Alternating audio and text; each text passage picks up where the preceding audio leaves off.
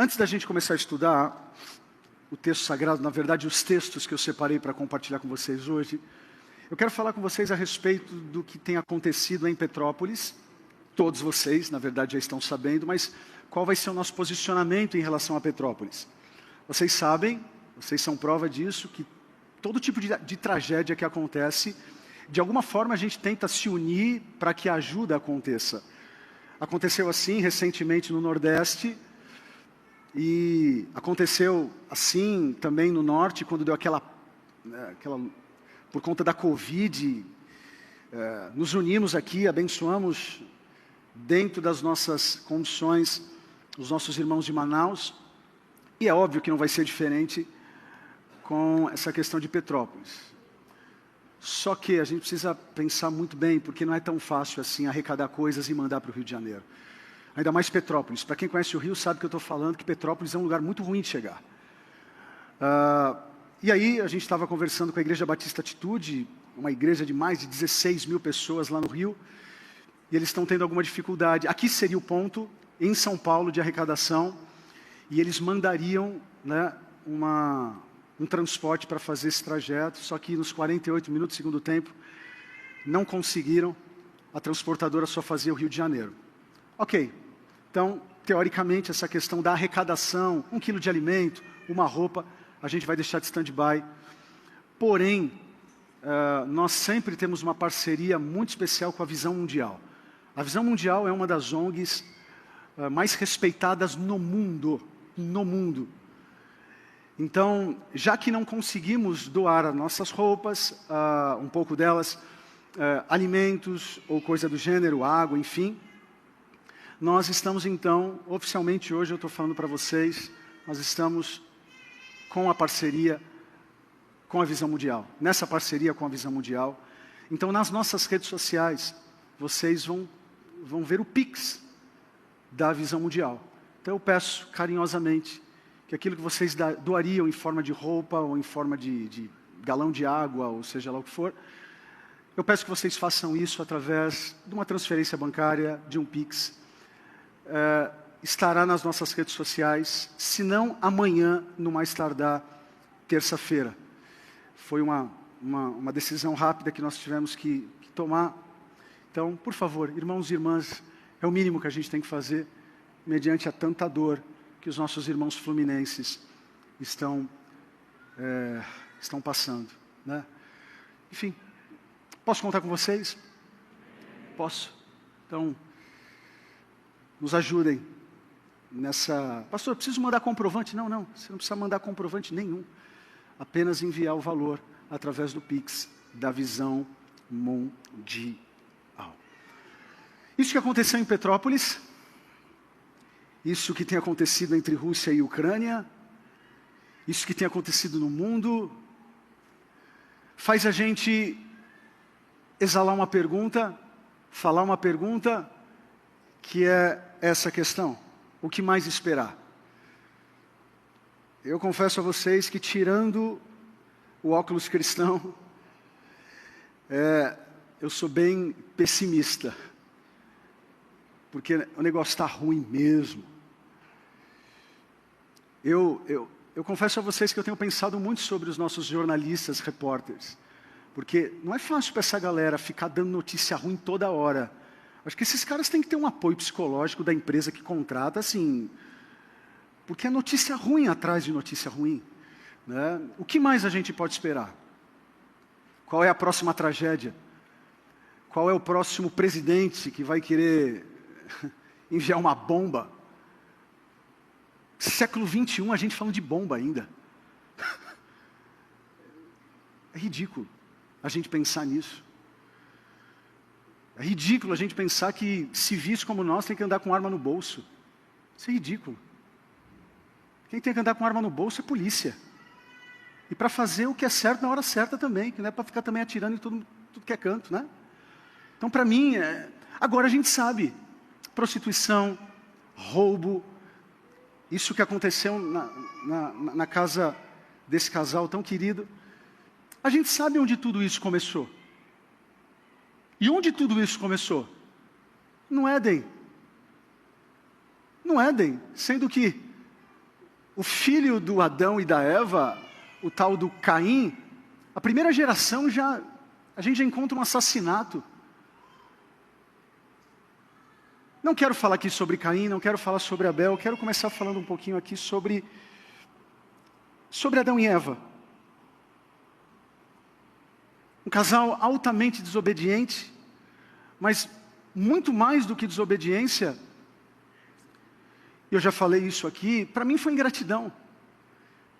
Eles tinham todos os restaurantes saudáveis do Éden, né, Sérgio? Eles tinham todas as árvores, tinha todos os frutos disponíveis, mas por conta de terem dado ouvidos para vozes de baixo, dando trela, um casal que falava com Deus, olhando para cima, se pega agora falando com uma serpente olhando para baixo.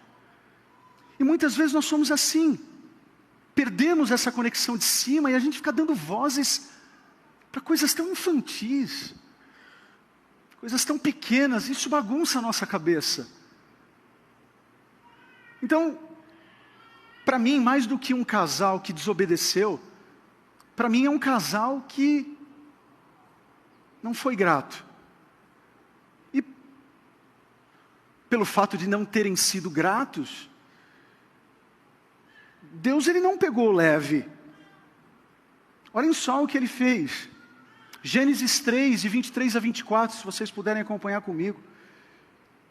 O Senhor Deus o mandou embora do jardim do Éden para cultivar o solo do qual fora tirado. Depois de expulsar o homem, colocou a leste do jardim do Éden querubins e uma espada flamejante que se movia, guardando o caminho para a árvore da vida. Olhem só que triste isso, agora eles estão fora. Dentro do jardim, antes de terem comido o fruto, eles viviam numa atmosfera, eles viviam numa relação eterna. Eterna. A relação era uma relação eterna, o diálogo era um diálogo na perspectiva eterna. Agora não, agora eles estão fora.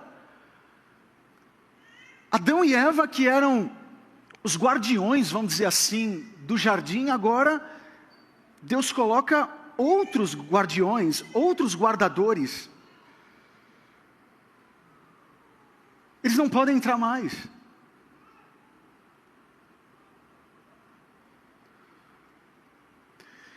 E aqui eu vou parafrasear um pouco o que C.S. Lewis vem dizer, que nesse momento, quando eles saem do Éden, abre dentro da alma deles um coração do tamanho de Deus. Eu não estou falando que Deus virou as costas, eu não estou falando que Deus falou, então que se lasquem, não estou falando nada disso. Eu só estou falando que não ficou a mesma coisa. Para mim, o Éden ter se fechado é como se Deus falasse o seguinte: vocês não aproveitaram. Os portões estão fechados. Vocês não querem escolher? Então que escolham. Eu vou estar aqui na retaguarda. E é isso que aconteceu. Os portões, para mim, do Éden fechados, você não precisa concordar comigo, mas metaforicamente ou simbolicamente, para mim, é Deus dizendo o seguinte: o que é eternidade agora também está fechado. A minha relação era tão boa, era tão eterna, era tão maravilhosa, então tá bom. Eu fecho esses portais aqui e vamos ver no que vai dar. Sigam a vida de vocês. Plantem, colham, trabalhem. As gerações vão se passando e esse vazio está tão grande que acontece o que eu acabei de dizer. O Caim vai lá e mata quem? O Abel. O vazio, ele está presente nessa família, que vai gerar outras famílias. Os anos se passaram, as gerações se passaram, e o vazio dessa falta de contato com o eterno, de uma maneira mais íntegra como havia no Éden, esse contato ele se quebra. Um ou outro nós vamos ler na Bíblia que orava, um ou outro a gente vai ler na Bíblia que buscava Deus Mas a humanidade ela está nesse momento vivendo um caos. A humanidade tem um vazio dentro dela que ela está tentando colocar, preencher de alguma forma. É nesse momento, depois de alguns anos do Adão e da Eva, que alguns seres humanos têm uma ideia. Vamos fazer uma escada bem grande. Vamos fazer uma torre bem grande. É o que a gente conhece como a Torre de Babel. Eu sei que os meios foram errados, e você concorda comigo nisso, porque está escrito, as motivações foram erradas, tanto que eles queriam poder, mas deixa eu falar uma coisa, na verdade eles estavam querendo encontrar em cima aquilo que eles tinham perdido no Éden. Porque no Éden havia um diálogo de cima para baixo. A Torre de Babel é uma espécie de vamos reconectar, vamos fazer alguma coisa aqui embaixo para a gente chegar lá em cima. E isso acontece até hoje ou não? Quando uma pessoa não quer Deus, quando a pessoa fecha as portas para Deus, o que acontece? Coloca o Palmeiras no coração, coloca o Corinthians no coração, coloca o São Paulo no coração, coloca o patrão no coração, coloca o serviço no coração, coloca tudo na alma. E não adianta, coloca tudo, mas ela percebe que ela não vai ter nada. Isso acontecia nessa época, acontece hoje. A gente vai construindo coisas, vai construindo torres, vai construindo alguma coisa que a gente está buscando. Estou falando do ser humano de uma maneira geral, né? Onde está a felicidade? Aí vai para a Europa. Não, se eu for para Roma, aí eu vou ser feliz. Aí ele vai para Roma. Ele fala assim, não, acho que aqui não é legal, vou para Paris. E aí a vida vai passando. E aí ele vai querendo um novo cargo, ele vai querendo um novo iPhone. E aí entra um pouco daquilo que eu preguei no último domingo e eu não preciso repetir.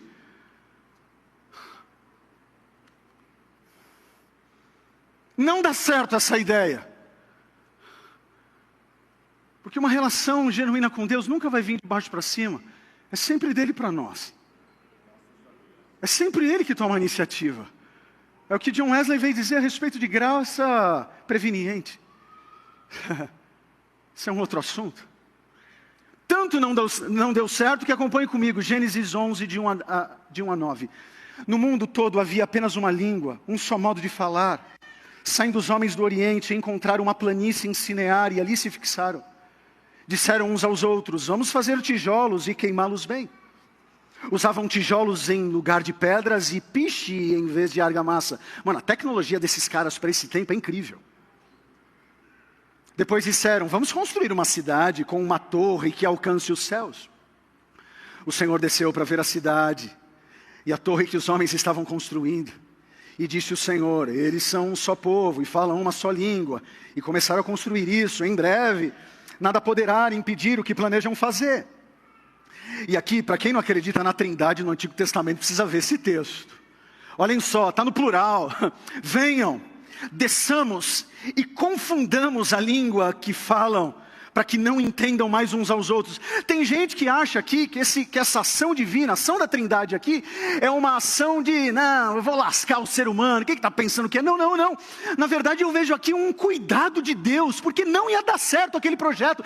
Eles iam passar anos e anos, e muitas vezes acontece assim com a gente. A gente vai investindo o nosso tempo em tantas coisas, e as coisas não dão certo, e ele fala, caramba Deus, por que não deu certo? Hein? É porque não vai dar certo.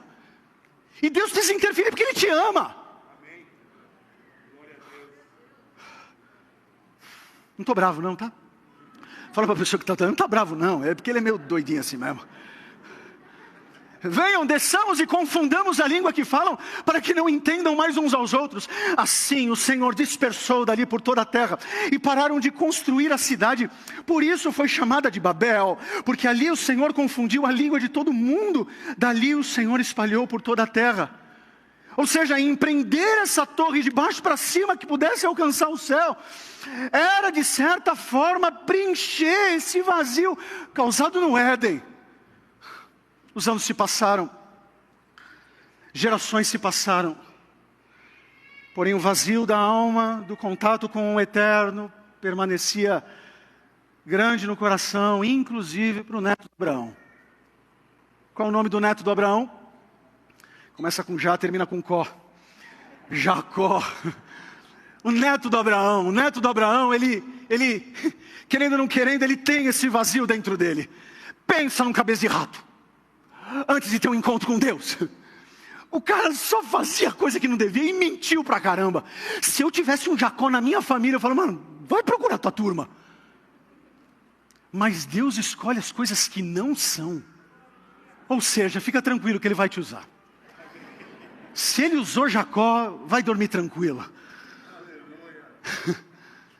A Bíblia vem dizer que no meio desse caos todo, no meio de tanta mentira, no meio de tanto vazio na alma, por conta de tentar encontrar o Deus do pai dele, Isaac, o Deus de Abraão, mas ele só tem vazio, ele só tem mentira. O instrumento do Jacó é a mentira. A Bíblia vem dizer que Deus deu um sono para o Jacó. Colocou para dormir, sabe? Sabe, lutador de UFC. Fico imaginando Deus, dorme. E aí, Jacó tem um sonho. Quantos amam a Bíblia? Digam amém. Eu estou tentando pregar de Gênesis a algum lugar. Em poucos minutos ele dorme. E a Bíblia vem dizer que ele tem um sonho. O sonho não é de uma torre de baixo para cima. O sonho é de uma escada que vem de cima e chega embaixo. É a primeira vez no Antigo Testamento que uma espécie que os portões fechados no Éden agora são reabertos. Abraão não teve essa experiência. Isaac não teve essa experiência. Jacó, o pior da família, está tendo. A Bíblia vem dizer que ele vê o céu aberto. Ele vê uma escada. Onde era sustentada a escada, ele não percebe. O que ele percebe é que a ponta sai de cima e fixa no chão. Ou seja, é Deus dizendo, eu vou reabrir novamente o que eu fechei lá atrás. Quantos estão aqui comigo? Digam amém. Rodrigo, não estou entendendo nada que você está falando. Segura que você vai entender. Se não entender, vai ficar no YouTube, você volta e anota.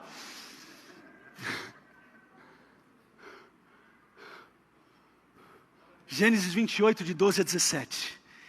E Jacó teve um sonho no qual viu uma escada apoiada na terra. O seu topo alcançava os céus e os anjos de Deus subiam e desciam por ela. Ao lado dele estava o Senhor, que lhe disse, eu sou o Senhor, o Deus de seu pai Abraão, Deus de Isaac. Você é atrapalhado? Ok, mas eu vou dar a você e aos seus descendentes a terra na qual você está deitado. Seus descendentes serão como o pó da terra e se espalharão para o oeste e para o leste, para o norte e para o sul, todos os povos da terra. A dispersão que aconteceu em Babel, em Jacó, vai acontecer a conversão. Isso é muito louco, estou doido aqui, estou doido. Todos os povos da terra serão abençoados por meio de você e da sua descendência. Estou com você, e cuidarei de você, aonde quer que vá. Eu o trarei de volta à sua terra. Não deixarei enquanto não fizer o que lhe prometi. Quando Jacó acordou do sono, disse, sem dúvida alguma o Senhor está nesse lugar. Mas eu não sabia, teve medo e disse, temível é este lugar. Não é outro, senão a casa de Deus. Esta é a...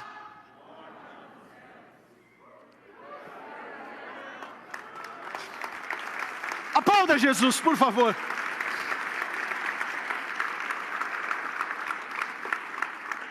A porta estava fechada no Éden. Aqui a gente já começa a ver a porta a se abrindo. O abismo que até então ninguém pôde ultrapassar entre céu e terra, aqui é ultrapassado através de uma escada jogada de cima para baixo. Apesar de ser caótico o estado do ser humano, Deus ainda tem misericórdia.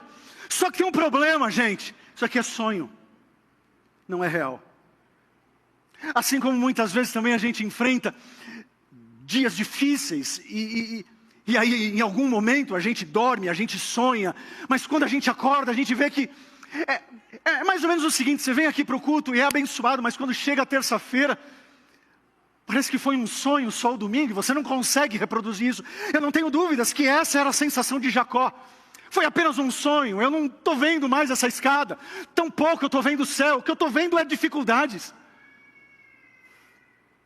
Os anos se passaram, gerações se passaram. O vazio da falta de Deus na alma permanecia. Deus manda reis, Deus manda profetas. Deus manda tudo, Deus manda até pomba, manda tudo.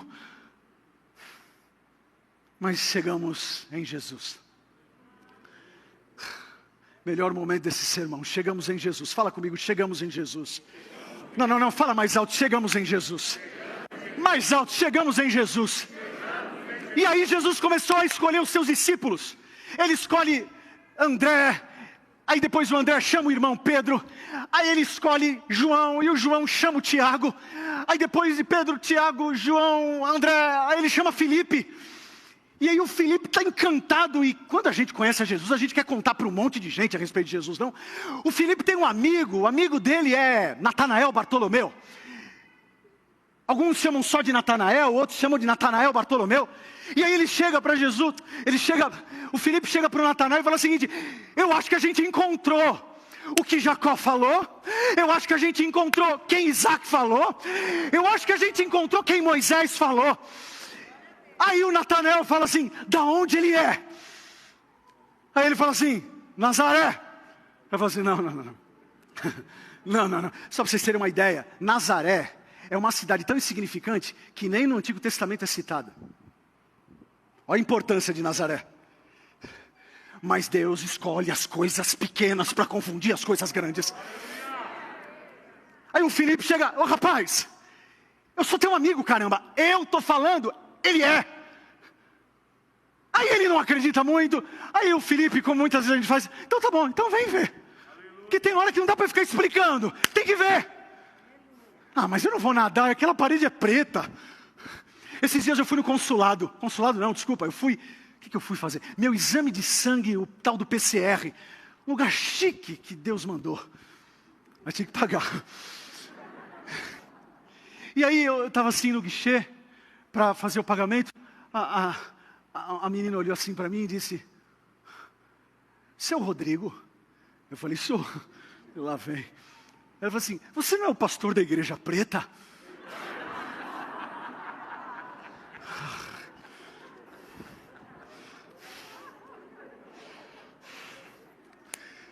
Eu quase falei, ela não está ficando mais preta. Porque tem hora, não, mas eu não vou lá. Aí o Filipe falou o seguinte: vai lá e vê, então, se é só preta, então. Porque tem hora que você tem que fazer isso. Convida uma vez, convida duas vezes. Ah, não, então vem ver. O Filipe fez isso, vem ver. Acompanhe comigo. João 1, de 43 a 51. Vê se a Bíblia não se conecta. No dia seguinte, Jesus decidiu ir partir para a Galileia. Quando encontrou Filipe, disse-lhe: siga-me. Filipe encontrou Natanael e lhe disse: achamos aquele sobre quem Moisés escreveu na lei, e a respeito de quem os profetas também escreveram, Jesus de Nazaré, filho de José. Perguntou Natanael: Nazaré, pode vir alguma coisa boa de lá? Aí ofendem. Sangue de Jesus tem poder. Disse Filipe: vem e veja.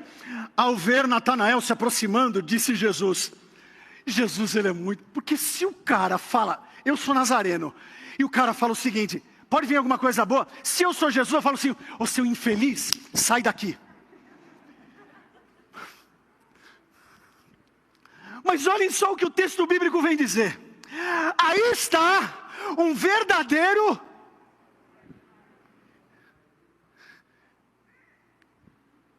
A palavra Israel nasce aonde? Antes era Jacó, agora é Israel. Percebendo a conexão, sim ou não? Aí está um verdadeiro israelita. É porque eu já terminei esse sermão no culto das 9. Eu estou achando que vocês já estão lá também. Aí está um verdadeiro israelita, em quem não há falsidade. E Jesus elogiou Natanael. Perguntou Natanael: de onde me conheces? Jesus respondeu: sabe de nada, inocente. Eu o vi quando você ainda estava debaixo da figueira. Deus está vendo você debaixo da figueira. Você acha que você está sozinho? Você acha que a tua família vai de uma... Você acha? Ele te conhece antes da figueira nascer. Antes de Filipe o chamar, eu já te conheço. Então Natanael declarou: Mestre, tu és o Filho de Deus. Tu és o Rei de Israel. O cara era tão crente que só por conta que Jesus revelou isso. Jesus disse o seguinte: ei, você está crendo em mim porque eu disse que eu te vi debaixo da figueira. Qualquer um pode ver. Mas você verá coisas maiores do que essa. E agora vem a bomba. Então acrescentou: digo-lhes a verdade. Perceba que ele não coloca no singular, dizendo: o Natanael, você vai ver. Não, não, não, não. É a galera, são os discípulos, é a igreja. Vocês verão o céu aberto e os anjos de Deus subindo e descendo. Calma, calma. Vocês são muito crentes, calma. Olha o que tem, essa palavra aqui, se eu não me engano, é uma preposição. Subindo e descendo sobre. Na escada que Jacó viu, ele só viu a escada. Mas agora Jesus está falando: o que era apenas um sonho, eu 100% homem e 100% eu consigo segurar a escada.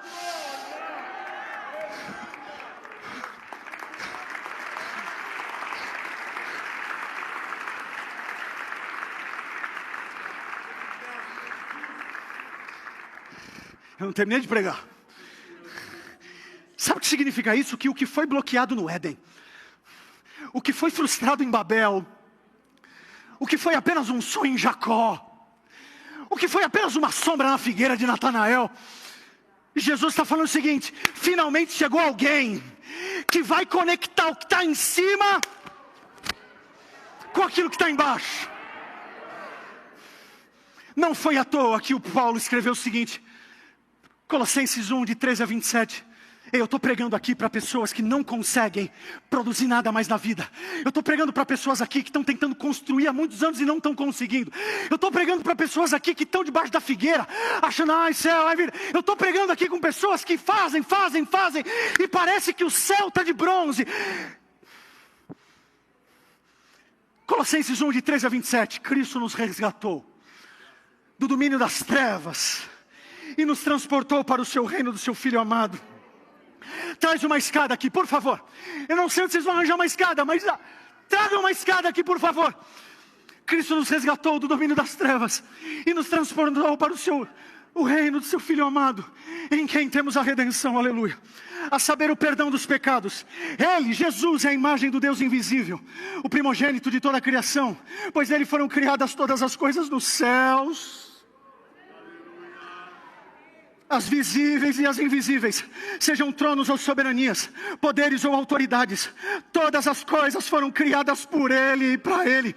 Ele é antes de todas as coisas, e nele tudo subsiste. Ele é a cabeça do corpo, que é o princípio, o primogênito dentre os mortos, para que em tudo tenha supremacia, pois foi do agrado de Deus que nele habitasse toda a plenitude, e por meio dele reconciliasse consigo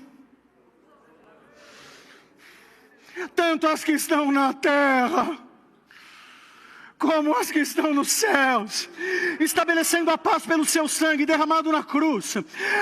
Antes cabeças de bagre, como eu e vocês, antes vocês estavam separados, isso fica aí, antes vocês estavam separados de Deus, em suas mentes, todos vocês, eu também, eram inimigos por causa do mau procedimento de vocês, mas agora, Ele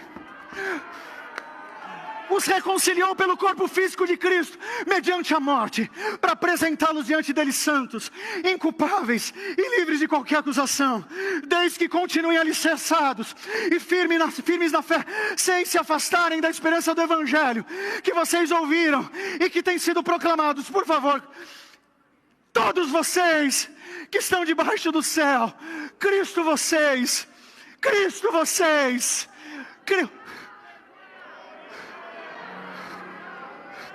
a esperança da glória.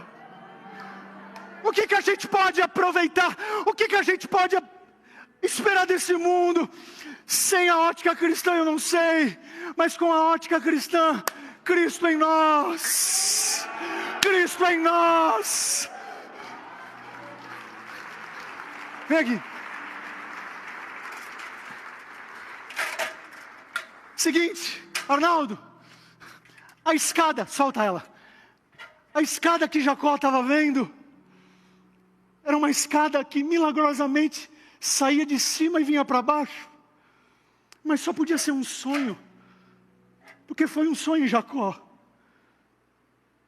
Porque ninguém poderia fazer essa conexão, a não ser um 100% homem, 100% Deus. Vem aqui, Arnaldo. Você é Jesus hoje. Você é o cara que sustenta a escada.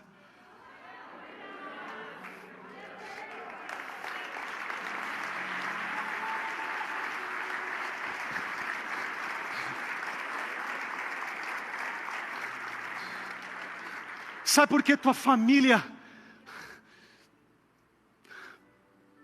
pode sonhar com a eternidade? Porque tem alguém sustentando isso. Sabe por que você não foi fulminado ainda? Porque tem alguém sustentando isso.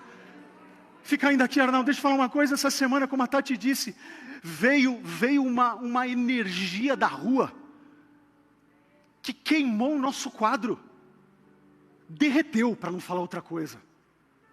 Sabe por que derreteu? Porque não tinha ali um tal de conector que pega a densidade da energia e canaliza para a nossa realidade aqui. Veio muita coisa, mas estava faltando algo para segurar a energia e canalizar aqui. Por isso que derreteu. Jesus é esse conector.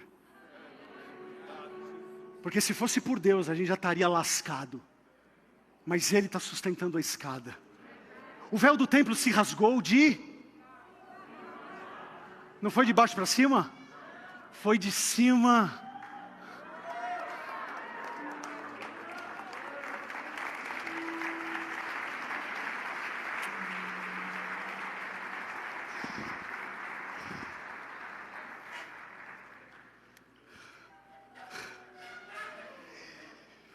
Sabe, eu não sei o que está bloqueando vocês entrarem no Éden.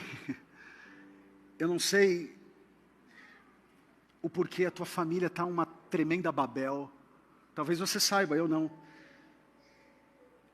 Eu não sei se você faz parte de um time que só sonha, mas nunca consegue realizar nada. Ou eu não sei se você é como Natanael, que até fiel, está debaixo de uma figueira já há muitos anos, dizendo: eu já li Moisés, já li Abraão, já li Isaac, mas é só isso. Aí a tua pergunta é: o que de mais ruim eu posso esperar dessa vida?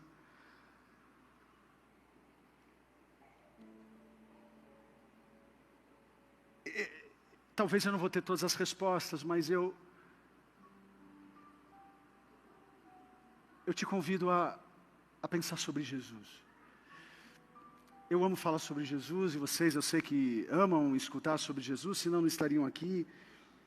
Mas que possamos colocar todos os nossos projetos, a nossa família, os nossos sonhos, os nossos desejos sobre Ele.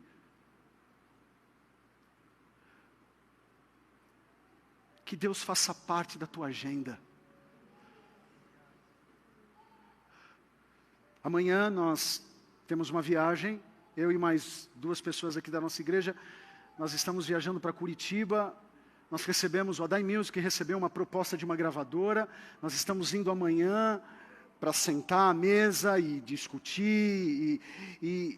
Mas a minha oração é: Senhor, se não é para o Senhor estar sustentando a escada, nem ir eu quero ir. Você pode falar assim: não, eu quero abrir aquela empresa. Ei, se Cristo não for o que sustenta, sabe por quê? Você vai ficar envolvido só com as coisas da terra, mas nunca vai... Esse que é o problema das pessoas não estarem contentes hoje no mundo. Elas estão pensando só aqui, e vencer só aqui, e ser conhecido só aqui. E as pessoas, elas estão perdendo. Eu estava falando com a Tati isso ontem. As pessoas, elas estão confundindo relevância com fama.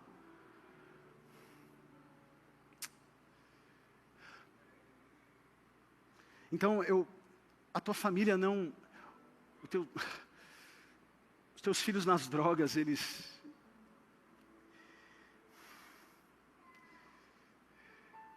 Eu quero profetizar em nome de Jesus que eles vão sair dessa. Eles não morreram porque tem alguém sustentando a escada. Teu casamento não acabou porque tem alguém sustentando a escada. Você consegue vir para a igreja depois de tanto tempo porque tem alguém sustentando a escada. Os céus estão abertos porque tem alguém sustentando a escada. Não é um sonho, isso é real. Pai nosso que estás no céu, santificado seja o teu nome. Venha a nós o teu reino. Venha a nós o teu reino. Venha a nós o teu reino. Sabe, que Cristo seja esse conector, que possamos canalizar a nossa fé. Ele é aquele que vai saciar a nossa vida, saciar a nossa alma. Não, Rodrigo, é porque eu estou solteiro. Se um dia eu for casado, eu vou ser feliz. Não, Rodrigo, hoje eu estou casado, mas se eu tiver filhos aí que eu vou ser feliz. Não, Rodrigo, o dia que eu tiver netos aí eu vou ser feliz. Não. Você não entendeu nada, nós somos felizes porque tem alguém sustentando a escada. O nosso nome está escrito no livro da vida porque tem alguém sustentando a escada. Nós estamos aqui adorando, sabendo que Ele está ouvindo. Os céus estão abertos porque tem alguém sustentando a escada. Essa igreja está de pé porque tem alguém sustentando a escada. Você ainda não colocou uma arma na tua cabeça e tirou a sua vida porque tem alguém sustentando a escada.